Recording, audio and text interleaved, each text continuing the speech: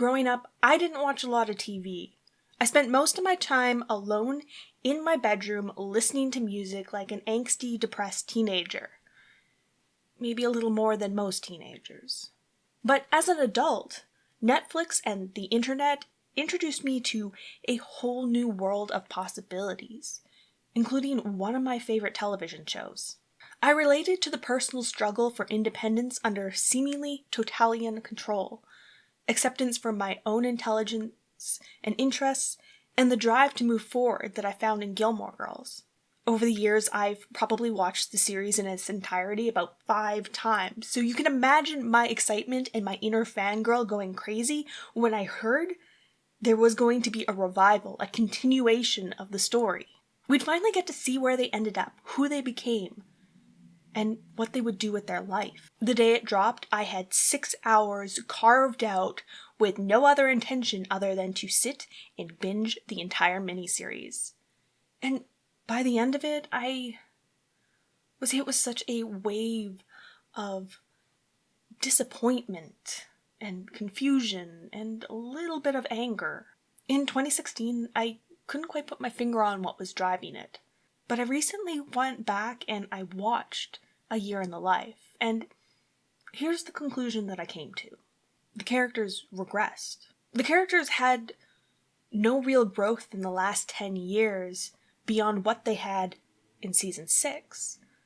This entire miniseries was some sort of like season 7 fever dream. See, here's what happens. The writer, Amy Sherman Palladino, wanted to finish out the entire series with 2 more seasons, so 7 and 8. But the studio said, no, do it in 1. And she went, no, and walked away. Now, I get not wanting to compromise your creative vision, but when she chose to walk away from the show, she made a choice that would have lasting consequences. Part of her job when penning the revival is to sit down and watch that final season, because that final season is integral to who the characters are now, and she should have been able to swallow her pride and understand where the characters were in their lives rather than letting her ego get the best of her. That's right, she didn't watch season 7 before writing A Year in the Life. And it shows. Luke and Lorelai still aren't married. And don't get me wrong, you don't need to be married to have a fulfilling relationship. For everybody, that's not end goal.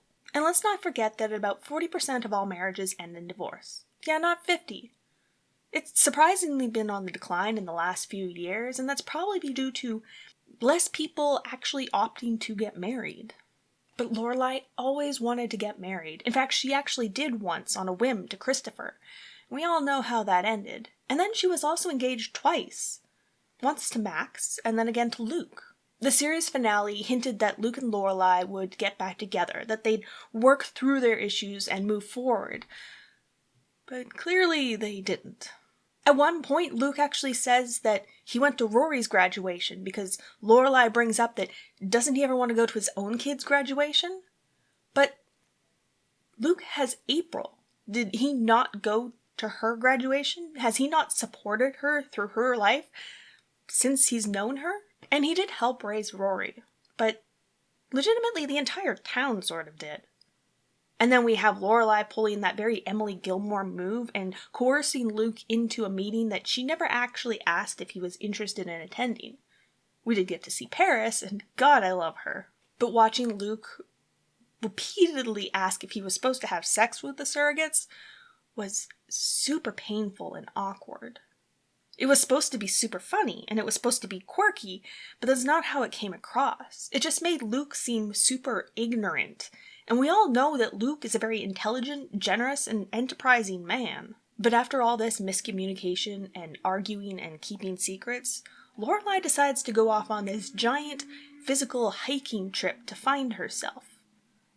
Lorelai Gilmore, voluntarily engaging in physical activity. We could call it grief, but it really has more to do with Luke than it has to do with anything else. Last time her runaway strategy was, let's go to Harvard, so she didn't have to deal with the confrontation with Max. They have already gone through an entire phase of keeping secrets and hiding things from each other. But when you get down to it, They shared almost everything. If Lorelai needed help, Luke was there. And if Luke needed help, Lorelai was there. So I guess what really bothers me is two people living so separate when they have had 10 years of a committed relationship together. But I think what pissed me off the most is the fact marriage was the solution. That all of their problems could be fixed just because they were legally bound together.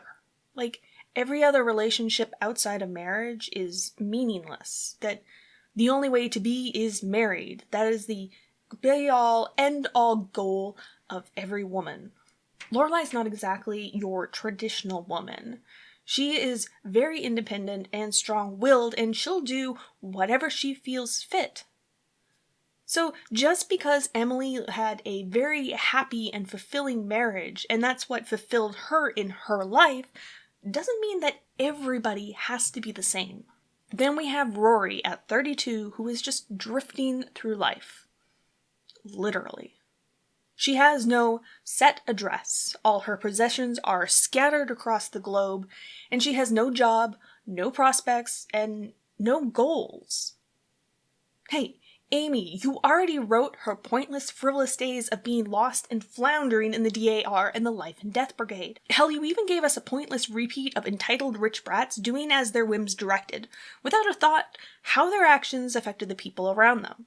Rory is a very goal-oriented and driven young woman. She has never been rootless a day in her life.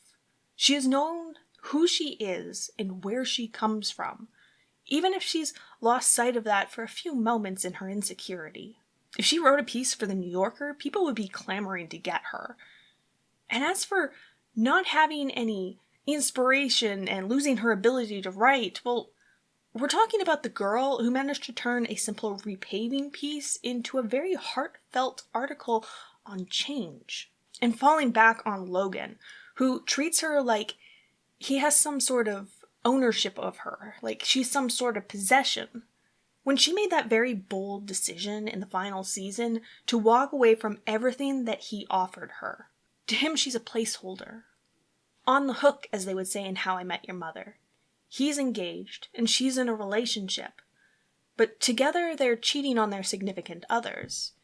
And we already had an entire storyline about her being angry at Logan for supposedly cheating on her when they were taking a break. So why would she allow him to do that to another woman? And she actually has the gall to be shocked when the fiancé moves in with Logan and he would have to sneak out to a hotel to meet her. She is the other woman. Honestly, what did she expect? That they'd break up? That he'd leave his fiancée to be with her? Especially when she's already rejected him once. Let's not forget that Logan is back to being under his father's thumb, after he'd broken away and picked up to move across the country and start his own independent life. And she's basically repeating the same mistakes she did when she was younger, because she's having an affair with a man who's engaged. Do you remember Dean? She lost her virginity to him when he was married. But let's talk about Paul for a second. And you might go, who? Well, that's Rory's boyfriend for the entire miniseries. The one she consistently forgets about and cheats on with both Logan and a Wookiee. It's meant to be funny, but it's anything but. It's cruel and gross. And it only serves to show how inconsiderate and insensitive Rory has become. Her entire relationship with Paul is completely out of character for the Rory that we know and love. The only thing that seems consistent is Jess's ability to challenge her and to push her forward, to pull her out of her misery and out of her slump, to remind her who she is. Like back when he did with the DAR days and when she dropped out of Yale. He's the only one that's ever really been able to keep up with her and continually challenge her. In fact, he's got his life together. He's emotionally matured. He's more involved with his family, and he's still funny as fuck. But then comes the final shock. Rory announces to Lorelai that she's pregnant, and it comes so far out of left field. You know that Lorelai, raising Rory as a single teenage mother, would have instilled in her the idea of being safe. Drilled it into her brain. And Rory being that careless is not exactly in her nature. And we don't know who the father is, though we do have a pretty good idea. And I'm not shaming Rory for sleeping around. All the more power to her, even if her choices were a bit questionable. But this is the saddest part. This is the ending that the writer always envisioned, to bring Rory and Lorelai full circle. It hurts. It hurts to think that Amy Sherman Palladino's vision for Rory was to be doomed to repeat the same mistakes as her mother.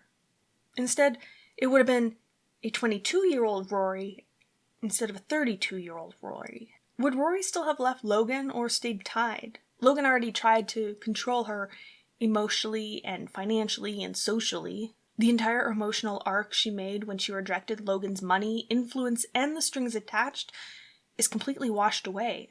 Really, she's on her way to be the next Tyler Dozy in Stars Hollow, editor of the Stars Hollow Gazette, and raising a kid in a small town. Where's the spark of ambition? Where is the girl who wanted to crawl through foxholes? Rory was given so much opportunity. Opportunities that Lorelai never had and she wanted her daughter to have. Only Rory's just doomed to repeat the same mistakes. Surprisingly, I actually liked Emily's story for the most part. It was a story of loss and grief and moving forward. About finding yourself. Watching Emily lose herself was sad, but accurate. Her going all Marie Kondo on the house is not all that strange considering she is the woman that bought a panic room. Sure, she's a little out of character, but she's finding herself after losing her other half. Her growth is everything that you would expect from the original Gilmore Girls, even if the place that she ended up in was a little bit strange and she says tits now. Everyone is sort of stuck. The band has gone absolutely nowhere, and they still hang out as a threesome even though they have kids, and they jam in their living room with Sebastian Bach. Lane's pretty much the new Mrs. Kim. She works for her mother. Dean's married with kids, like he always wanted to be. Michelle still works at the Dragonfly and is only considering moving on now. Luke still runs the diner and can't be bothered with the ridiculousness of the town. Lorelai never considered expanding until now. Kirk hasn't changed, but the consistency of chaos was to be expected. But the town itself is some sort of weird time warp. Which, we get it, it's Stars Hollow. Jess seems like the most stable person, the person who's grown the most and moved on to bigger and better things, when Luke, Lorelai, and Rory are just walking uphill backwards. Overall, a year in the life was disappointing. There is a possibility of a sequel to the sequel, and maybe it has a chance of cleaning up the mess that has been made. But for now, Lorelai and Rory and the eclectic gang of Stars Hollow are sitting on a giant pile of wasted potential.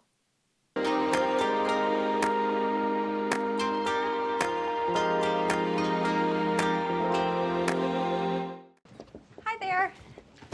You brought some Kleenex? Yes? I'd get him out now. Now, your name is Molly. Why?